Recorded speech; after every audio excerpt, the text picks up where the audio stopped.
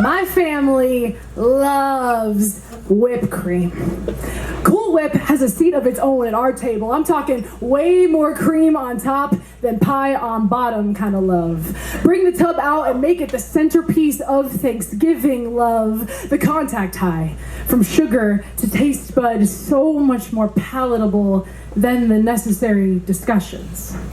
Only ever making lighthearted conversations, but the whipped cream was never light. Thick enough to coat over the heavy topics we dared not to touch, like how we've really been between this and the last holiday.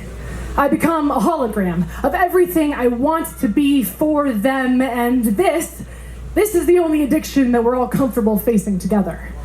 And I wonder if the sweetness alleviates the burning guilt in my grandparents' throats. When each of your children fall victim to a crippling addiction, do you blame yourself? Do you blame the manufacturer or the hands it feeds? We compare portions, like subconsciously comparing this disease. Can you stomach knowing that this runs deep in your bloodstream? I remember wondering if they were laid up on the couch because of the turkey, or something much more sinister entirely, and pretending the answer wasn't obvious.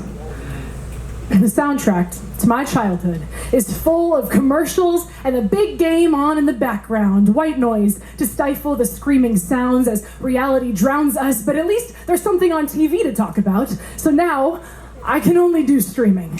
And it's not because of the content or the convenience. Now commercials sound like ignoring the inevitable.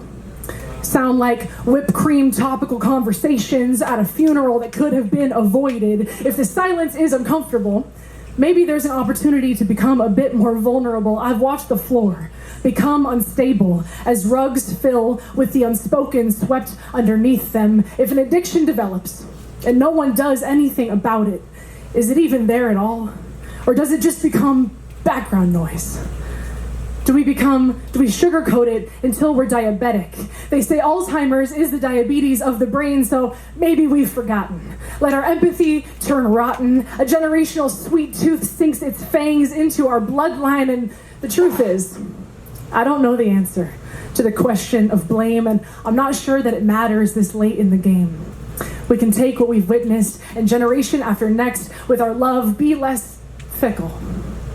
When my whipped cream dollop is no bigger than a nickel, my plate becomes the center of attention.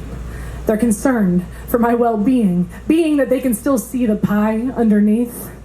And I smile sweetly, a mouth full of cavities, and I say, I'm okay. I'm just trying to be the best version of me for my family.